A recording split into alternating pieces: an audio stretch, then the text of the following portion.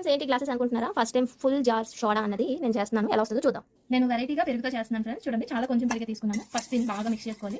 ఇప్పుడు ఆ పెరుగు దానిలోకి ఈ మిరపకాయలు రెడీ చేస్తున్నాను ఫ్రెండ్స్. చిన్నగా కోసి లైట్గా దంచాలి.